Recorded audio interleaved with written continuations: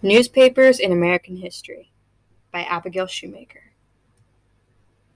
The New York Times, Wall Street Journal, USA Today, The Washington Post. These newspaper companies have provided the country news for centuries, from war and brand new automobiles to natural disasters and political elections. Without the newspaper, our modern world would be clueless of the past. These are the 10 historical events discussed throughout this presentation, starting with the Industrial Revolution and then moving on to Ellis Island, Spanish-American War, Newsboy Strike, the Titanic, Pearl Harbor, Cold War, Apollo 11, 9/11, and ending with Hurricane Katrina. This timeline is a guide for the years in which these events took place, starting with the beginning of the Industrial Revolution in 1750, all the way to Hurricane Katrina in 2005. Industrial Revolution, 1750 to 1914. Newspaper production improved by the 19th century. With a growing population and education literacy increasing, the developmental demand for advertising, marketing improvements, and removal of taxes on knowledge freed the newspaper companies, allowing room for money and revolutionary improvements. Ellis Island, 1892 to 1954. This was the main United States immigration center located off the shore of New Jersey.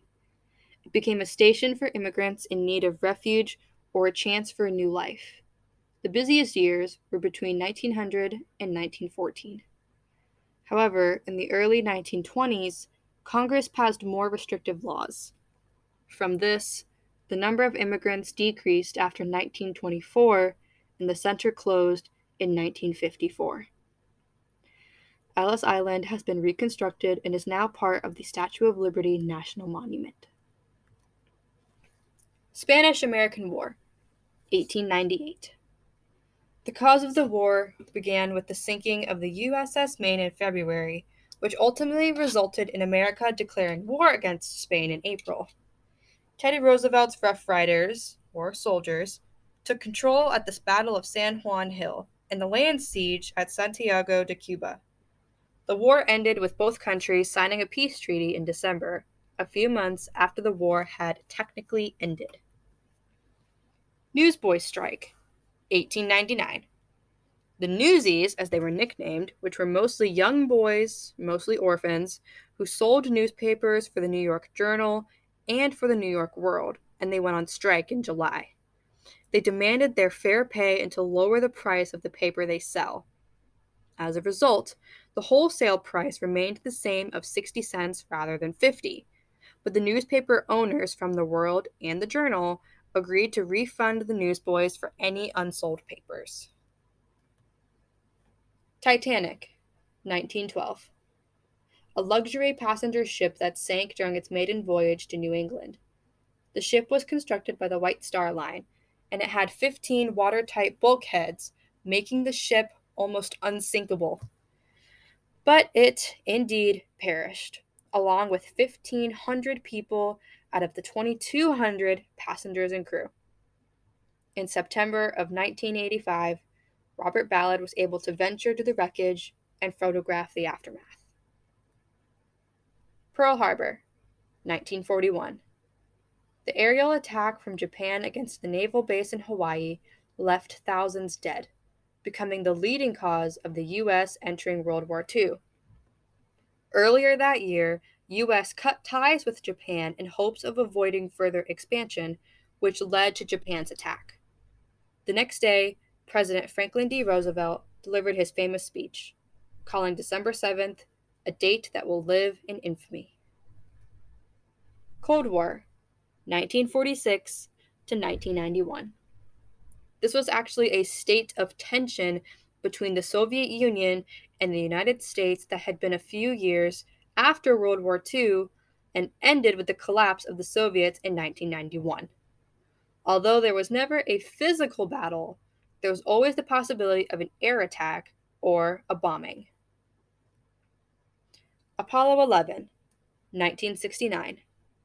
Commander Neil Armstrong and module pilot Edwin Buzz Aldrin walked on the moon, making their historical mark. The astronauts entered orbit on July 19th, descending onto the moon's surface a day later. The two astronauts planted a U.S. flag and Armstrong's famous quote, "That's one small step for man, one giant leap for mankind." 9/11, 2001. September 11th, 2001. New York City. At around 8:45 a.m., airplanes crashed into the First World Trade Center. At 9:06, flames erupted from the second tower. The brutal terrorist attack remains as an important event to remind ourselves of the strength of our nation. Hurricane Katrina, 2005. Category 5 Hurricane Katrina took control of the Gulf Coast in the Mississippi and Louisiana region, killing dozens of citizens and destroying everything in its way.